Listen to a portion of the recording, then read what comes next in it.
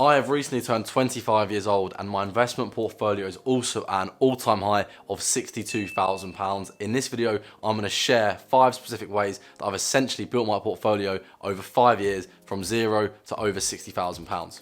And then at the end, I'm going to give some general timeless investing tips and guidance. So make sure you stick around or even skip to then if you just want to hear some general investing principles and tips that should help you build wealth over the long term.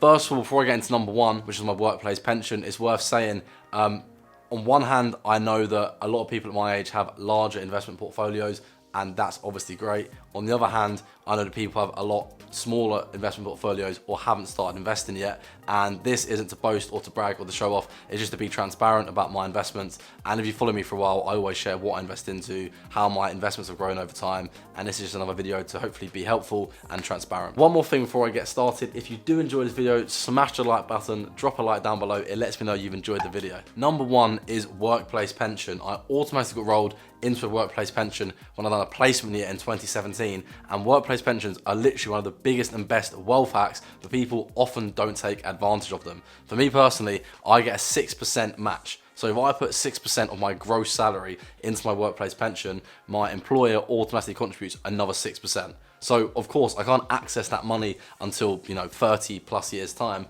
but it's literally 100% free money from your employer because they're matching your own contribution.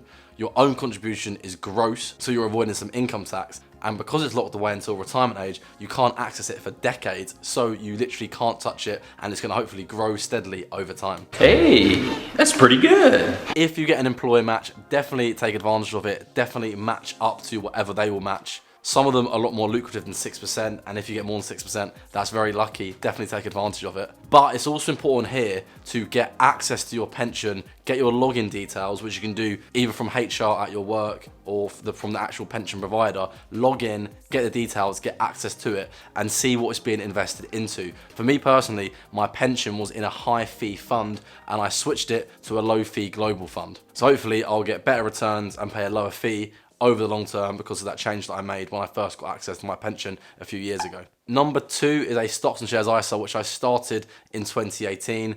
And similar to my pension, I use a global fund. This one's called the FTSE Global All Cap. I use Vanguard for my stocks and shares ISA. And all I do here is invest automatically every single month. And I've now done that for 4 years. The only change that I ever make is over time, I've actually increased my contribution. So I initially started with £100 a month because at the time I was at uni. And then slowly over time, as I got a job, got a salary increase, I've then slowly been increasing my stocks and shares ISA contributions to build my wealth quicker and also try and avoid lifestyle inflation by spending more. Instead, I'm investing more, and now I'm up to £650 per month from my net paycheck that I put into my stocks and shares ISA. Yeah, baby! So with a stocks and shares ISA, the benefit here is it's more flexible. So hypothetically, if I can build up this pot to £1 million over the next 20 years, I'll only be 45 and I can access that money and draw down from it 10, 15 years before I can access my pension. So that really is why after matching my workplace pension, I then mainly focus on prioritizing my stocks and shares ISA.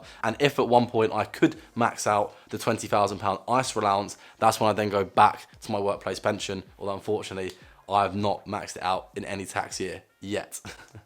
But hopefully one tax year, I'll eventually put 20k into my ISA, which would be a good feeling. Number three, the third way and type of account I've used to grow my pot from 0 to 60k over the last 5 years since I started investing is through general investment accounts. So usually when new platforms come onto the market, not so much recently, but particularly when I first started investing, I would often open up accounts and give them a go. Free Trade, Trading 212, Stake are just 3 of the general investment accounts I've got. I've also got other accounts on other platforms, and what I'll usually do is put a bit of money into them and just test out the different features, whether it's fractional ETFs, individual stocks, and so on. It's worth saying I haven't got a huge amount of money in general investment accounts, only a few £1,000s across them all. And most of that money is from referrals, people using my affiliate links, signing up. I then get a free share, which I normally sell and put into some sort of index fund or ETF, whatever the platform has available. So we've covered stock general investment accounts. Brings on to number 4, crypto general investment accounts. So when I first started investing into crypto, I mainly used Coinbase Pro and Binance. Now I pretty much solely only use crypto.com. I like how they have loads of features just on one platform, staking, their Visa card or prepaid card. You can obviously buy and sell crypto. I only really invest into Bitcoin and Ethereum.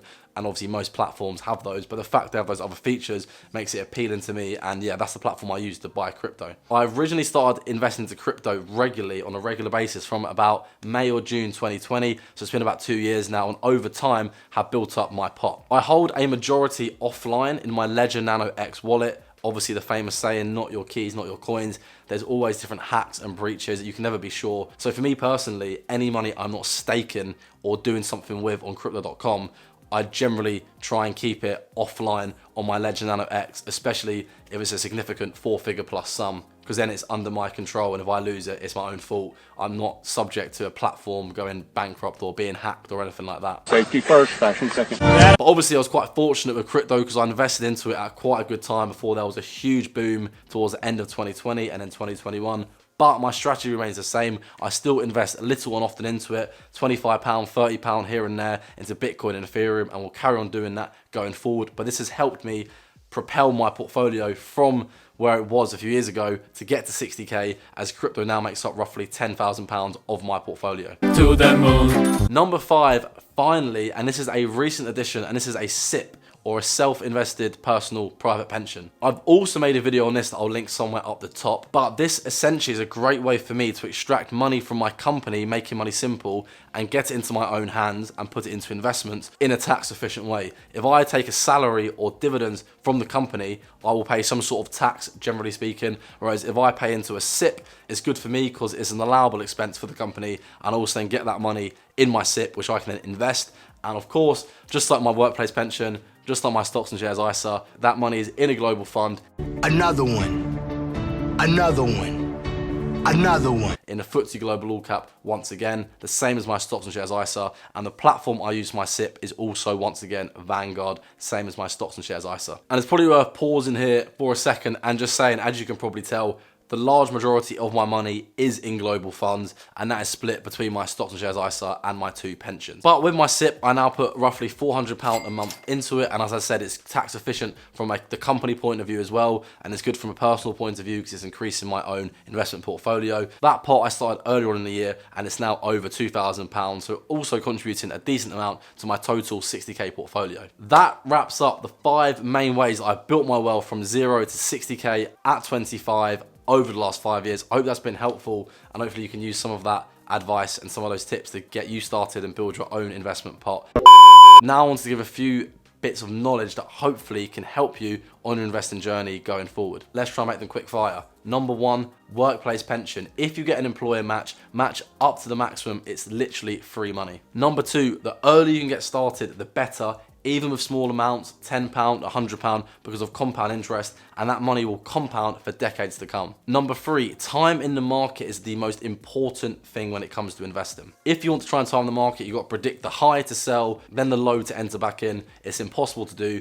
Time in the market is much easier, gives you better returns, and is simply more stress-free. Links into number 4. I've realized quite early on when I used to research and pick individual stocks that it's pretty much impossible to do it, especially consistently, which is why I use index funds. Once again, a much easy, convenient, more stress-free way to invest over the long term, and you'll probably also generate better returns over the long term simply by using diversified broad market index funds.